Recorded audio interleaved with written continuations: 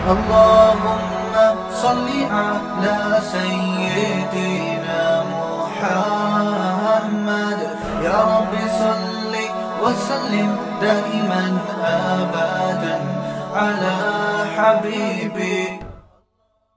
خیر میں بات عرض کر رہا تھا، دیکھو نبی صلی اللہ علیہ وسلم نے بزدلی سے پناہ مانگی. اچھا بعض دفعہ دیکھنے میں لگتا ہے بزدلی ہے، حقیقت میں بزدلی نہیں ہوتی، مصلحت ہوتی ہے. لوگ کہتے ہیں نا فلاں کے خلاف بیان دے دو، فلاں کے خلاف بیان دے دو، نہیں دے رہے اس کا مطلب بزدلی ہے. بزدلی نہیں ہے. کچھ جاہل لوگ سوسائٹی میں ہوتے ہیں جو آپ کے خلاف بولتے ہیں، دھمکیاں دیتے ہیں تاکہ ہم بھی آگے سے کیا دیں، دھمکی دیں. جب اگلے کی دھمکی آئے گی ہم بھی دھمکی دیں گے. یوٹیوب کی دنیا میں ایک نیا پھڈا شروع ہو جائے گا. تو پھر ایسے موقع پہ عالم خاموشی اختیار کرتا ہے. جو سمجھدار علماء ہوتے ہیں وہ کیا کرتے ہیں؟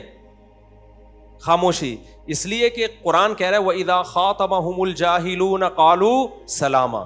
جاہل لوگ چاہتے ہیں آپ کو دھمکیاں دے کے تاکہ آپ ان کے خلاف تقریریں کریں اور جو آپ اصل کام کر رہے ہیں اس سے رہ جائیں آپ. تو اس خاموشی کے لوگ کیا سمجھتے ہیں؟ بزدلی. دیکھو ڈر گیا، دیکھو بزدل آدمی ہے. پھر وہ پروپیگنڈا کرتے ہیں، آپ کو غیرت دلاتے ہیں کہ آپ بولو. اگر آپ ان کی باتوں میں آ کے بولنا شروع کر دیا اس کا مطلب آپ بہادر نہیں ہو بلکہ آپ پرلے درجے کے بے وقوف ہو کہ جو باطل چاہتا تھا آپ نے اپنے آپ کو اسی بحث میں ڈال دیا. تو مصلحت اور بزدلی دونوں بالکل الگ الگ چیزیں ہیں، سمجھتے ہو؟ تو اللہ کا شکر ہے ہم مصلحتاً بہت سی چیزوں پہ خاموش ہو جاتے ہیں.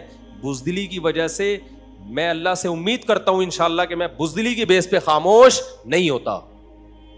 سمجھتے ہو؟ مصلحتاً بعض لوگ دھمکیاں دیتے ہیں، یہ کر دیں گے وہ کر دیں گے، اگنور کرتے ہیں، جان دے یار، نام بھی نہیں لیتے ان کا، ٹھیک ہے چھوڑو. وجہ اس کی ہے کہ ان کا تو کام ہی یہی ہے. اب ہم بھی اگر دھمکیاں دیں گے تو ایک نئی جنگ چھڑ جائے گی یوٹیوب پہ. اس سے کیا فائدہ ہوگا؟ جو کام ہے ہمارا ہے وہ رہ جائے گا.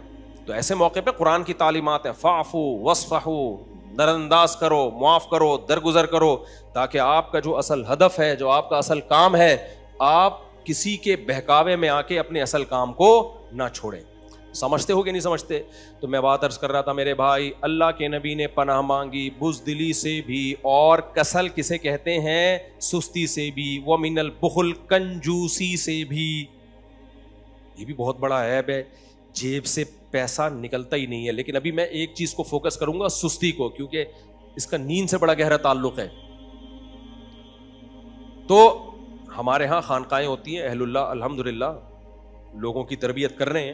لیکن ایک کامن مسئلہ جو ہمیں دیکھنے میں آتا ہے دینداروں میں بھی، جس کی طرف ہماری توجہ نہیں ہے، وہ مسئلہ ہے سستی.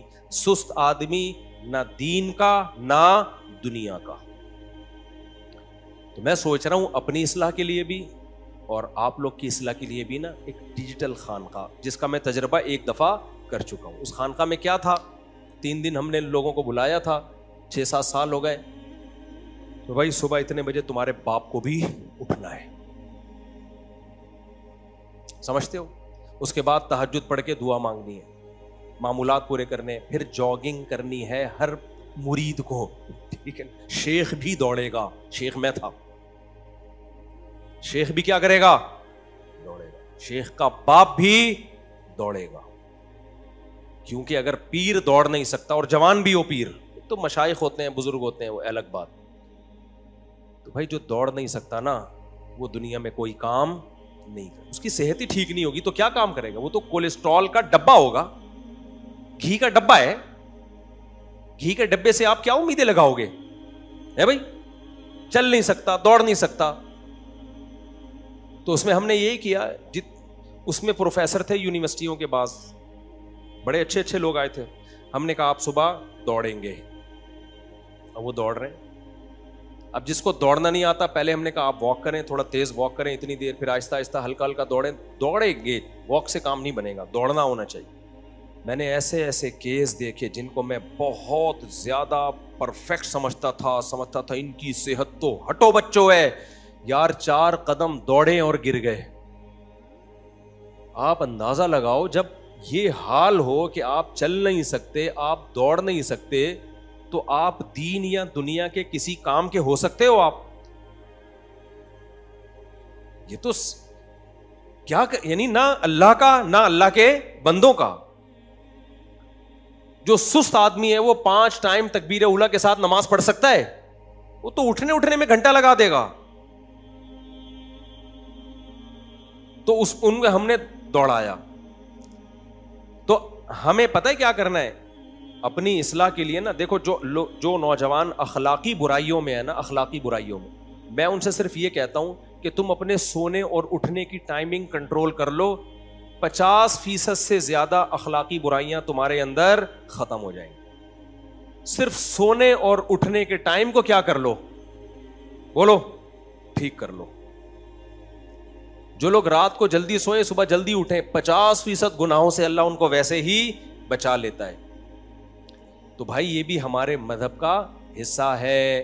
اور نبی صلی اللہ علیہ وسلم نے کیا فرمایا, المؤمن القوی احب الی اللہ من المؤمن الضعیف. طاقتور مومن اللہ کو کمزور سے زیادہ محبوب ہے. دنیا میں ہر قوم کو کمزور لوگ چاہیے یا طاقتور لوگ چاہیے؟ بولو. دنیا میں جتنے بھی کنٹری ہیں وہ کیا چاہتے ہیں کہ ہماری عوام صحت مند ہو یا بیمار ہو؟ صحت مند ہو, کیونکہ کنٹری ترقی کرے گا, قوم پہ بوجھ نہیں بنے گا. تو نبی صلی اللہ علیہ وسلم کیا اپنی امت کے بارے میں یہ چاہیں گے کہ سارے لنگڑے لولے آڑے ترچھے موٹے اور کولیسٹرول کے ڈبے ہوں؟ کیا چاہیں گے نبی صلی اللہ علیہ وسلم؟ نہ ان میں دماغ میں سوچنے کی صلاحیت ہو, نہ چلنے کی, نہ پھرنے کی. کھا کے بس دھماکے کے ساتھ ایک دن انتقال کر جائیں. کیا نبی یہ چاہیں گے؟ ہمارے نبی تو اپنی امت پہ فخر کریں گے قیامت کے دن. تو کیا ہم جیسوں پہ فخر کریں گے؟ بولو نا, کیا ہو گیا؟ نبی کہیں گے یہ میری امت, اس میں ہمارا بھی شمار ہوگا. پاکستانی کہیں لائن میں کھڑے ہوئے ہوں گے. تو ہم جیسے نالائق مارکیٹ میں آ رہے ہوں گے جو صبح 11 بجے سو کے اٹھتے تھے اور رات کو 4 گھنٹے سونے کی کوشش میں لگاتے تھے, پھر صبح 11 بجے سو کے اٹھ کے دوبارہ جاگنے کی کوشش میں لگے رہتے تھے. تو بھائی یہ ہمارے مذہب کا حصہ ہے. اپنے آپ کو چست بناؤ, سستی کو مارکیٹ سے ختم کرو. گرمی لگ رہی ہے, لگنے دو, ٹھیک ہے نا. پسینہ نکالو اپنا. سردیوں میں سردی لگ رہی ہے, بولو, لگنے دو, کچھ نہیں ہوتا. اور بچوں کو بالکل چھوئی موئی بنانے کی قطعاً ضرورت نہیں ہے. بچوں کو کچھ بھی نہیں ہوتا اتنی جلدی. یہ لوگ کہتے ہیں ہائے میرے بچے کو گرمی بہت لگ رہی ہے. بچہ ایسا لائف کو انجوائے کرتا ہے نا, وہ ان فضول چیزوں کی طرف اس کی توجہ ہوتی ہے. ہمیں یاد ہے بچپن میں اتنے گرمی دانے نکلا کرتے, کھجارے رہتے تھے, باقی سارے لائف کو فل انجوائے کرتے تھے. بچوں کو تھوڑی اتنی ٹینشن ہوتی ہے جتنی بڑوں کو ہوتی ہے. دانے کبھی نکل جاتے تھے نا ہمارے. مجھے یاد ایک دفعہ یہ میری پوری ٹانگ پھوڑے پھن سے نکل گئے نا. کوئی وائرل پھیلا ہوا تھا, کیا تھا, بچہ تھا میں. پوری ٹانگ میں کیا نکلے ہوئے تھے, پھوڑے. ابا ہمارے منع کرتے تھے, پھر بھی ہم چھپ کے ہاکی کھیلنے جاتے تھے ہم اسی ٹانگ کے ساتھ. اب ایک پھوڑا بھی نکل جائے نا کسی کام کے نہیں رہتے. پوری ٹانگ میری بڑھ گئی تھی, ابھی تک نشان باقی ہے اس کے. پیپ پڑ گئی تھی, پھر بھی ہم جا رہے ہیں ہاکی کھیلنے. یہ مجھے واقعات کیوں یاد رہ گئے آپ کو بتانے کے لیے کہ بچہ تکلیفوں کو زیادہ لفٹ بولو نہیں کراتا. اس لیے بچوں کو نہیں ہائے میرے بچے کو گرمی لگ رہی ہے, اے سی چلاؤ, اے سی چلاؤ. اس کو نہیں پتا چل رہا ہوگا, وہ پسینہ نکلے گا, اس کو گرمی دانوں کا بھی پتا نہیں چلتا. اس کو خدا کے لیے چھوئی موئی مت بناؤ, اس کو تھوڑا سا اسٹرانگ کرو, اس کو گرمی جھیلنا سکھاؤ. گرمی برداشت کرنا سیکھ جائے, یہ اس کی صحت کے لیے زیادہ ضروری ہے. نہیں سیکھے گا نا, کل ہم جو اسکول میں لائن لگا کے کھڑے ہوتے تھے نا جب, تو جتنی برگر فیملیوں کے بچے تھے نا, 8 بجے ہماری وہ لائن لگتی تھی اسکول میں, قومی ترانہ ہوتا تھا, دعائیں, جب سب اسکولوں میں ہوتا ہے. تو جس گرمیوں میں پتہ ہے کیا ہوتا تھا, جون میں 8 بجے 4-5 لڑکے لڑک جاتے تھے اس میں. جو برگر فیملیوں سے جن کا تعلق تھا, 4-5 کیا ہو جاتے تھے لائن میں کھڑے کھڑے. بھائی 8 بجے اسمبلی ہو رہی ہے, 15 سے 20 منٹ کا وہ ٹائم تھا. 15 سے 20 منٹ ان برگر فیملیوں کے لیے 15 منٹ تک دھوپ میں کھڑا ہونا ان کے لیے ممکن نہیں. لڑک کر کے گرتے تھے. پھر ہمارے ٹیچر پریشان ہو, بھائی ڈی ہائیڈریشن, اس کو گلوکوز پلاؤ, اس کو یہ کراؤ, اٹھا کے لے کے جا رہے ہیں. ہم حیران ہوتے تھے ابے اس کو ہو کیا گیا ہے. تو جب انسان مشقتوں کا عادی ہوتا ہے, اس کے لیے روزہ رکھنا بھی آسان. اس کے لیے تہجد پڑھنا بھی آسان، اس کے لیے نماز پڑھنا بھی آسان، اس کے لیے ماں اور باپ کی کڑوی کسیلی کو برداشت کرنا بھی آسان، کیونکہ اس کے اندر برداشت کی طاقت۔ اکثر مالدار گھروں کے بچے 100% کی بات نہیں کر رہا، اکثریت کی بات کر رہا ہوں، کوئی یہ نہ سمجھے میرے بارے میں ہو رہا ہے، بھائی سب کی بات ہم کر ہی نہیں رہے۔ اکثر مالدار گھروں کے بچے بدتمیز ہوتے ہیں، ماں باپ کی نہیں سنتے۔ وجہ اس کی یہ، ابا نے ٹیمپریچر کو ہمیشہ مینٹین رکھا ہوتا ہے، ٹھیک ہے نا، نہ بچے کو گرمی لگنے دی نہ بچے کو سردی۔ اب جس کمبخت سے 27 کا 28 والا ٹیمپریچر برداشت نہ ہو، وہ ابا جب اس کو ڈانٹیں گے تو اس کو کہاں سے برداشت ہوگا، کیونکہ اس کی گرمی 40 سے اوپر کی ہوتی ہے جب ابا کی ڈانٹ پڑتی ہے، 40 ڈگری سے اوپر کی گرمی ہوتی ہے جب ابا ڈانٹتے ہیں نا کسی کو، اور آپ نے ہمیشہ اس کو 27 پہ سیٹ کر دیا ہے، 26 یا 27 پہ، کوئی 24 پہ سیٹ ہوا ہوا ہے، کوئی 23 پہ سیٹ ہوا ہوا ہے۔ میں تو سفر کرتا ہوں نا لوگوں کے ساتھ، یار مفتی صاحب اسی کا جو ہے نا 24 کر دیں، میں 24 پہ سیٹ ہوں۔ کوئی کہہ رہا ہوتا ہے یار یہ اتنا کر دیں، میں اس پہ سیٹ ہوں۔ ہر آدمی قبر میں جب جاؤ گے نا وہاں بھی اے سی لگوا دینا۔ تو اب مالداروں کے ہاں کیا ہوتا ہے، عورتیں شوہر کی تھوڑی سی ڈانٹ برداشت نہیں کرتی، شوہر تھوڑے سے بیوی کے نخرے برداشت نہیں کر پاتا، گھر ٹوٹتے ہیں۔ طلاق کا ریشو غریبوں میں کم ہے، مالداروں میں بولو زیادہ۔ ماں باپ کی نافرمانی کا ریشو غریبوں میں کم ہے، مالداروں میں زیادہ۔ ڈپریشن، اسٹریس، خودکشیوں کا ریشو غریبوں میں کم ہے، مالداروں میں بولو زیادہ۔ یہ کتابوں کی رپورٹ نہیں ہے، یہ مشاہدے کی رپورٹ ہے۔ تو سوال پیدا ہوتا ہے بھائی کیوں زیادہ ہے؟ وجہ اس کی ایک ہی ہے، پیدائش سے لے کے بڑھاپے تک بچے کو ایک ٹیمپریچر پہ انہوں نے کیا کر دیا ہے، سیٹ۔ مشقتوں کا عادی نہیں بنایا، نہ بچوں سے گھر میں کام لے رہے ہوتے ہیں کہ پانی پلا دو یہ کر دو، نہیں۔ جب ہم نے سرونٹ رکھا ہوا ہے، ہمارے ہاں نوکر کام کرتے ہیں، ہم بچوں سے کام نہیں لیں، تو بچہ بچپن سے کیا بنتا ہے، چھوئی موئی بن جاتا ہے۔ وہ ڈپریشن کا شروع سے ہی مریض بنا ہوا ہو، بھائی کام لیا کرو اس سے، اس کو گرمی بھی لگنے دو، اس کو سردی بھی بولو لگنے دو، اس سے فائدہ ہوگا۔ تو پورا بیان آج میرا اسی پر ہو گیا۔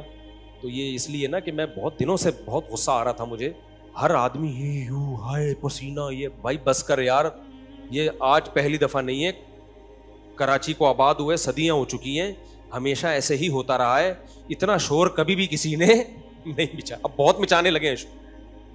میں جب باہر گیا نا، ابے تم کراچی میں رہتے کیسے ہو، ہوئی ہوئی ایسے کر کے نا اتنی، بھائی ساری دنیا رہ رہی ہے، کتنی کروڑوں کی آبادی ہے کراچی کی، سردی بھی تو ہوتی ہے ماشاءاللہ۔ اور کراچی والے ذرا سی سردی پڑے حال دیکھو یار آپ ان کا، کراچی میں زیادہ سردی تو پڑتی نہیں ہے۔ یہاں میں نے فجر میں ایسے لوگ دیکھے ہیں نومبر میں، وہ کوٹ سردیوں میں پہن کے فجر پڑھنے آتے ہیں جو سائبیریا میں نہیں، برف میں لوگوں نے پہنا ہوا ہوتا، سائبیریا میں برف میں جو پہنا ہوا ہوتا ہے نا، فجر میں وہ کوٹ پہن، میں آپ سے کہتا ہوں مارے گا کیا، ٹینشن سے مارے گا، بس کر بھائی بس کر۔ آپ سب کو پتا ہے کراچی میں اتنی سردی پڑتی ہی نہیں ہے کہ پوری سردیوں میں سویٹر پہننے کی بھی نوبت آئے۔ میں نے کراچی میں سردیوں میں جیکٹ صرف اس وقت پہنی ہے جب میں بائک پہ جامعۃ الرشید جاتا تھا، کیونکہ احسان آباد کا کھلا ایریا ہے، صبح صبح فجر کے بعد ہوا لگنے کا خطرہ ہوتا تھا، بس اس دوران جیکٹ، ورنہ میں نے جیکٹ کو دیکھے ہوئے once upon a time jacket یا سویٹر دیکھے ہوئے عرصہ بیت گیا ہے، تو اس میں اتنا چھوئی موئی بنے ہوئے ہیں لوگ کہ فجر میں کیا پہن کے آ رہے ہیں، وہ سائبیریا والے ڈریسنگ میں آ رہے ہیں فجر میں۔ تو بھائی اتنا نہیں، تھوڑا سا لگنے دو یار، تھوڑا سا کانپ ہی جاؤ گے نا، ایک دم تھوڑی مرو گے، پہلے کانپو گے پھر طبیعت خراب ہوگی، اس دوران کچھ پہن لینا یار، ایک دم سے تھوڑی ہوگا، تھوڑا سا لگنے تو دو۔ تو بھائی ہمارے مذہب کا حصہ ہے، سستی بری چیز ہے، چستی اچھی چیز ہے، بزدلی बुरी चीज है। बहादुरी, बोलो ना, सबक याद करा रहा हूं, मैं खुद भी याद कर रहा हूं, मैं कोई फंटर नहीं हूं, मैं खुद भी ये चीजें याद कर रहा हूं। बहादुरी अच्छी चीज है, कंजूसी बुरी चीज है, सखावत अच्छी चीज है। और एक और चीज, रात को जल्दी सोना अच्छी चीज है, देर से सोना बुरी चीज है। सुबह जल्दी उठना अच्छी चीज है, देर से उठना बुरी चीज है। जो सुबह देर से उठेगा सारा दिन सोता ही रहेगा, चाहे 10 घंटे सो जाए वो। जो रात को जल्दी सो के जल्दी उठ जाएगा, थोड़ी देर सोएगा, सारा दिन फ्रेश रहेगा। तो जब तक मेहनत मशक्कत की आदत ना हो, सुस्ती हमारी जिंदगियों से ना निकले, उस वक्त तक मेरे भाई हम दुनिया की जलील कौमों में हमारा शुमार होगा और हम बदनाम होंगे पूरी दुनिया में। और आपके इस्लाम में अट्रैक्शन भी नहीं होगी। गैर मुस्लिम आपके रोजे और नमाज को देख के नहीं आएगा, वो आपके लाइफ स्टाइल को पहले देखता है। वो कह रहे ये रात भर सोते हैं, फजर पढ़ के फिर सो जाते हैं, तो आपकी वो फजर से बिल्कुल भी मुतासिर नहीं हो।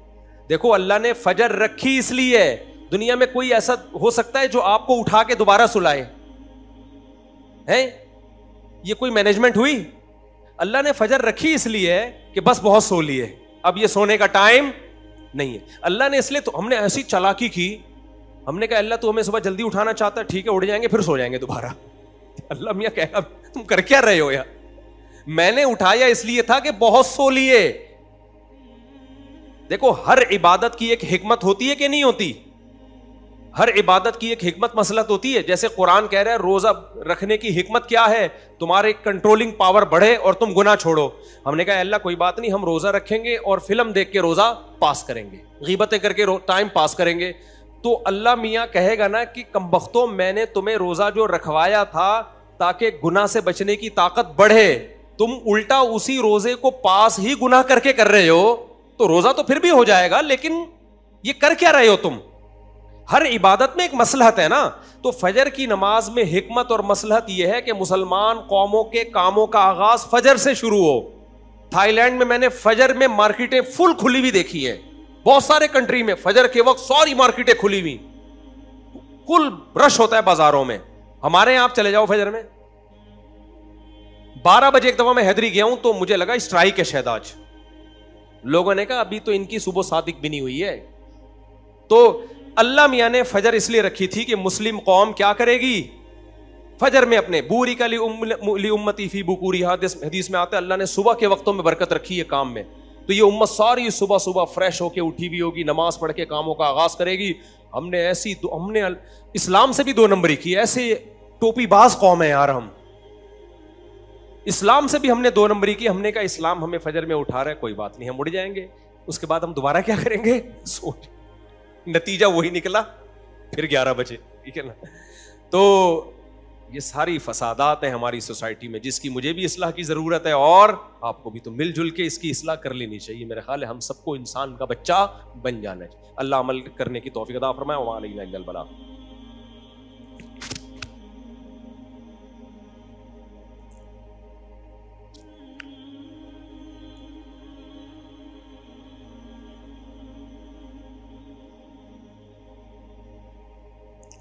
ये हो गया अभी जो आज मैंने बयान किया है ना गर्मी के फजाइल पर, पसीना वसीना, ये वो डिहाइड्रेशन होता है ना, डॉक्टर कहते हैं तो ये करो वो करो।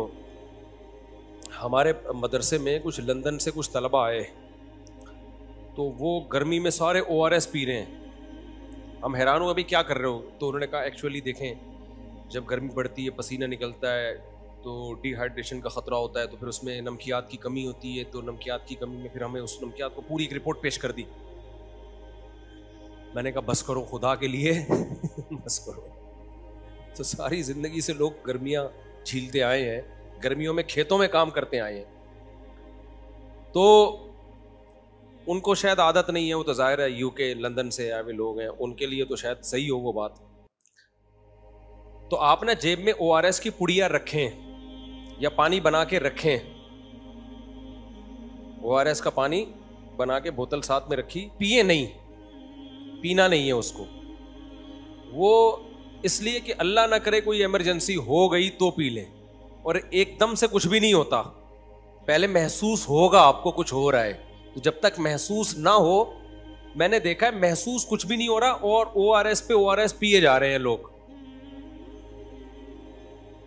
گرمی لگنے دے نہیں رہے ہیں. اب ڈاکٹر لوگ کہتے ہیں نا گرمیوں میں تربوز کا پانی پیئیں اور وہ ORS پیئیں اور بڑھا دیں نمکیات کی کمی. بھائی وہ اس کے لیے ہے جو نمکیات کی کمی تو ہونا.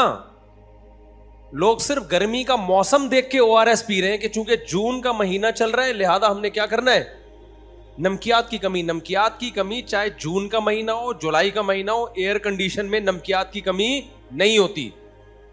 یہ ساری ڈاکٹروں کی باتیں ان لوگوں کے لیے جو پسینہ نکال رہا ہو, گرمی میں چل رہا ہو, پھر رہا ہو.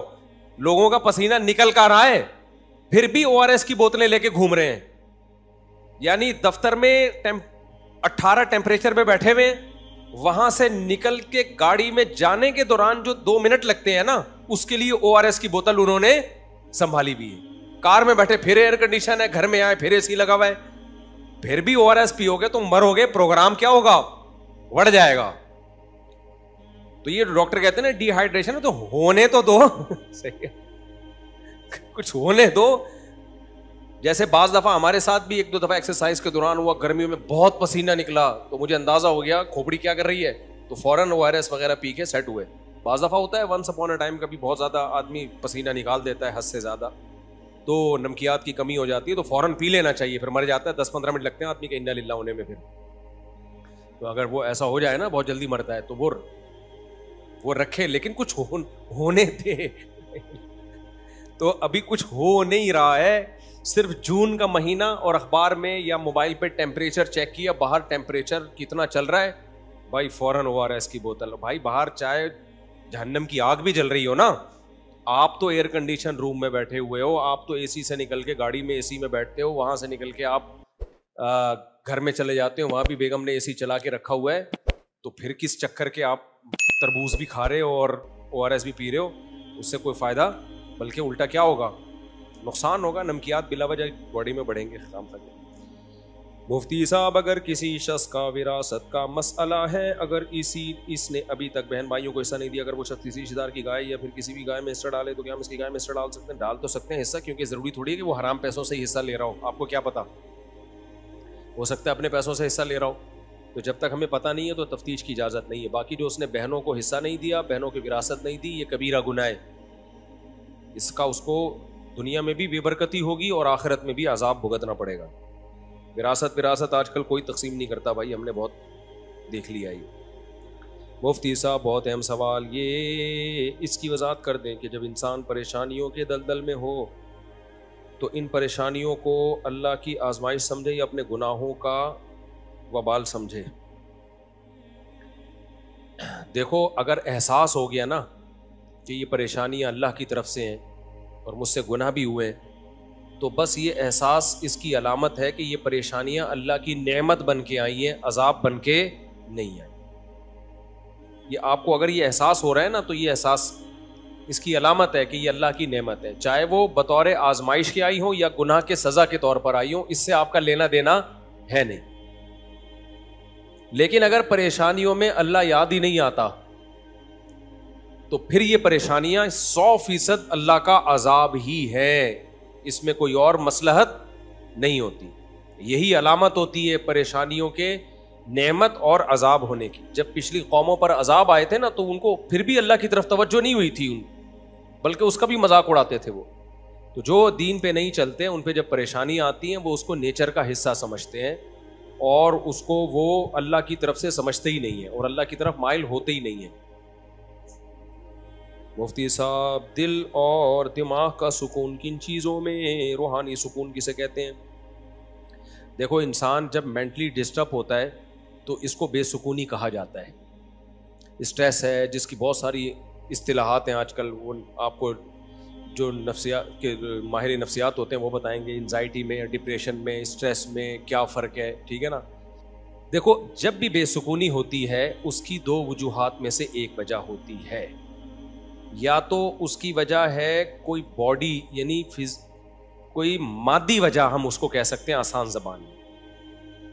مثال کے طور پر آپ کی نیند ہی پوری نہیں ہوئی ہے, اب آپ اللہ پہ کتنا توکل، کتنا اعتماد، اللہ سے کتنا مضبوط تعلق، پھر بھی آپ بے سکونی میں آؤ گے، کیونکہ آپ کی باڈی ڈسٹرب ہے.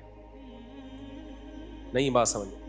اس بے سکونی کا علاج یہ نہیں ہے کہ دنیا کا مسافر خانہ ہونا دماغ میں لائیں، اللہ سے محبت بڑھائیں. اس کا علاج ہے کم بخت سو جا، یا نیند کی گولی کھا کے سو جا، نیند پوری کر لے. تبھی ہم نے بہت سے نیک پرہیزگار لوگ، انتہائی با اخلاق، جن کی پیشانی پہ کبھی لکیر نہیں، میٹھی بات ہی ہمیں زبان سے نکلے گی، ان کو بھی ہم نے غصے میں، بلا وجہ غصے میں دیکھا ہے. وجہ کیا ہے جی؟ سوئے نہیں ہے حضرت جی، 24 گھنٹے ہو گئے حضرت جی سوئے نہیں ہے. تو حضرت جی کی بھی اوپر کی سیٹنگ آؤٹ ہو سکتی. میں تو لوگوں سے کہتا ہوں میری نیند پوری نہ ہونا میرے قریب مت آؤ. گھر میں بھی میں نے کہا ہوا ہے، کیونکہ میں جب نیند پوری نہیں ہو، مسلسل جاگ کے دماغی کام بھی ہو، جاگ بھی رہو، میری بھی سیٹنگ آؤٹ ہوتی ہے. پھر میں بول دیتا ہوں ملاقات کے لیے کوئی آئے نہیں ملنے دو، کیونکہ میں اس سے بدتمیزی کروں گا، بعد میں مجھے ندامت ہوگی، یار اس کا قصور تھا نہیں، میں نے کیا کی بدتمیزی. کیونکہ کنٹرولنگ پاور انسان کی کیا ہو جاتی ہے؟ ختم. اس لیے گھر میں بھی میں نے کہا بھائی میری جب نیند پوری نہ ہو، میں جب گھر میں سونے کے لیے لیٹتا ہوں نا، تو گھر والوں کو کہتا ہوں کسی قسم کی کوئی رپورٹ پیش کرنے کی بالکل اجازت نہیں. یہ تھا وہ تھا، گھر میں تو 100 قصے ہوتے ہیں نا. اٹھ جاؤں نا پھر بتاؤ، پھر کوئی الٹی بات بھی ہوگی تو کھوپڑی زیادہ نہیں گھومے گی، تھوڑی سی گھومے گی. نیند پوری نہیں ہوئی کیونکہ اب آپ سونے کے لیے لیٹے اور گھر والوں نے کوئی ایسی بات کی جو آدمی دل پہ لے گیا. صحیح ہے نا، وہ زیادہ لے کے جاتا ہے پھر. یا کوئی اچھا سوتے میں موبائل بھی اس لیے میں نہیں دیکھتا موبائل، وجہ اس کی یہی ہے، موبائل پہ الٹی سیدھی خبریں آ رہی ہوتی ہیں، آدمی اسٹریس میں جاتا ہے، تھکا ہوا ہوتا ہے نا جب سونے کے لیے لیٹتا ہے، تو تھکے ہوئے میں انسان کی سینسٹیوٹی بڑھ جاتی ہے، حساسیت بڑھ جاتی. اب سونے کے لیے لیٹے تو اس وقت جب آپ تھکے ہوئے ہو آپ کی سینسٹیوٹی بڑھ جاتی ہے، آپ اس کو زیادہ سیریس لینا شروع کر دیتے ہو. تو ایسے موقع پہ آپ کی نیند گئی تیل لینے، پھر جاگے ہوئے پہ ان کو یہ کیوں بول دیا اس نے، یہ کیوں بول دیا، پہلے کچھ اور بول لیتے اب یہ کیوں بول دیا. آدمی غصے میں، ہمارا لینا دینا کچھ ہے نہیں، بلا وجہ ہم بستر پہ کلابازیاں کھا رہے ہیں. پھر ایک کلپ آ گیا تربوز کے فضائل پر. تربوز بہت زبردست چیز ہے، اتنی نہیں بھائی جتنی اس کو، ایسا جیسے سونے کے نوالے کھا رہے ہو آپ. گرمیوں میں تربوز، یوٹیوب پہ یہی آ رہا ہوتا ہے نا، اتنا بڑھا چڑھا کے پیش کر دیا، بے بھائی تربوز ہی کا ٹرک لے کر آؤ اب گھر میں، اب آٹے دال کی ضرورت نہیں ہے. پھر آدمی کہتا ہے یار اتنا تو نہ پھینکو یار، بہت فائدہ مند چیز ہے، اس میں دو رائے نہیں ہے، اتنا تو نہ پھینکو. اس پہ پھر مجھے غصہ آنا شروع ہوتا ہے اگر تھکا ہوا ہوں کہ بھائی تو کیا کر رہا ہے یار، لوگوں کو کیا لہسن، ایسے ایسے لہسن کے فضائل ہیں، آدمی کہتا ہے سب کچھ کچن سے اٹھا کے باہر پھینک دو، صرف اب لہسن ہی سے روٹی کھایا کریں گے ہم. یوٹیوب پہ ایک سے ایک پھینکو پڑا ہوا ہے، اچھے لوگ بھی ہیں، سارے پھینکو نہیں ہیں.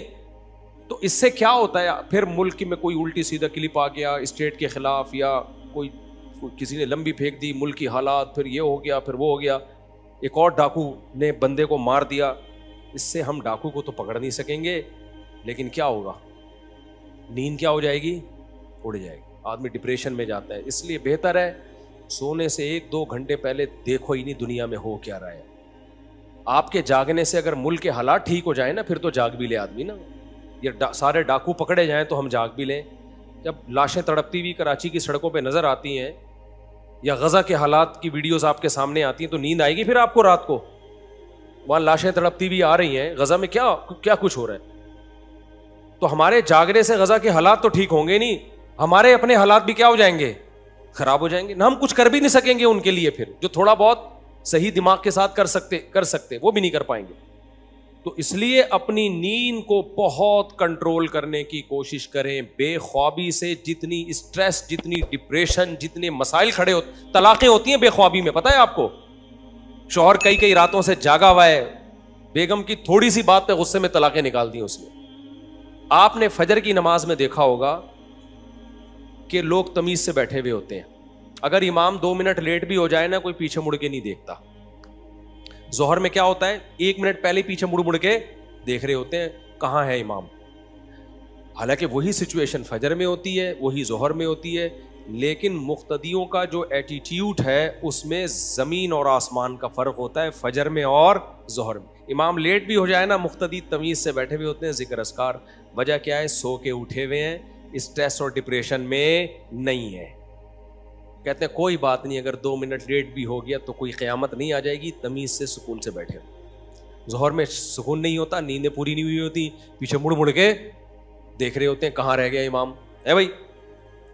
تو اس لیے ٹینشن کو دور کرنے میں سب سے پہلی جو چیز ہے وہ کیا ہے؟ ٹائم کی نیند. میں نے ابھی بیان میں بتایا نا, 11 بجے تک سو کے اٹھو گے نیند پوری نہیں ہوگی, چاہے سارا دن سوتے رہو. اللہ نے رات بنائی ہے سونے کے لیے, جلدی سو جلدی اٹھ جاؤ.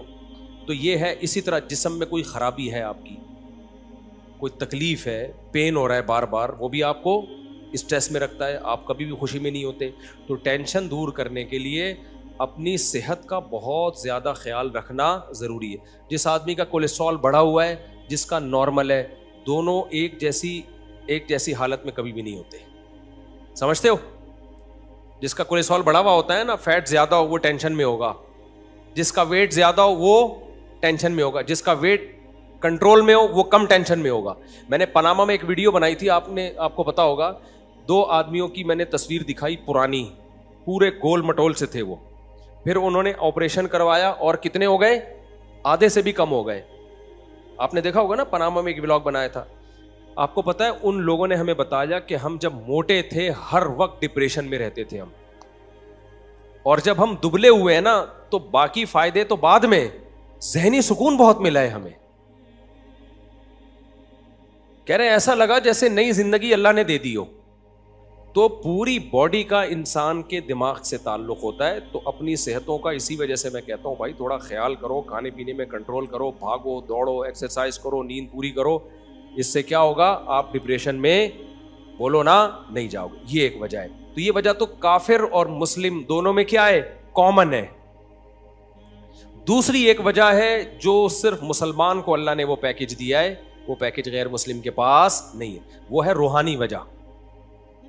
ہم چاروں طرف کے مسائل سے متاثر ہوتے ہیں, ہم دنیا سے دل لگا بیٹھتے ہیں, اللہ پہ اعتماد اور توکل نہیں ہوتا. یہ ساری چیزیں انسان کو ٹینشن دیتی ہیں. جس کا اللہ سے لنک ہوتا ہے, اللہ پہ اعتماد اور توکل ہوتا ہے, وہ بڑی بڑی ٹینشنوں کو بھی برداشت کر لیتا ہے. جس کا اللہ پر اعتماد اور توکل نہیں ہوتا, چھوٹی سی ٹینشن بھی خودکشی کرانے کے لیے کافی ہوتی ہے اس کو. جو دنیا سے دل لگاتا ہے, دنیا کو مسافر خانہ نہیں سمجھتا, میرے امریکہ والے ولاگ دیکھ دیکھ کے ڈپریشن میں جاتا ہے کہ اتنا خوبصورت کنٹری, دنیا کے مسافر خانہ والے بیان اس نے سنے نہیں ہوتے, تو وہ صرف یہاں انڈا موڑ پہ رہ کے ڈپریشن میں جانے کے علاوہ اس کو کچھ بھی حاصل نہیں ہوتا. یار اتنا خوبصورت کنٹری اور ہم دیکھو کہاں پڑے ہوئے ہیں, یار دیکھو یہ تو دنیا ہے اور دیکھو ہم. ابے بھائی چھوڑ دے, جتنا بھی خوبصورت کنٹری ہو, جانا انہوں نے بھی قبرستان میں, جانا ہم نے بھی کہاں ہے؟ قبرستان میں. جگہ جی لگانے کی دنیا نہیں ہے, یہ عبرت کی جا ہے, تماشا نہیں ہے.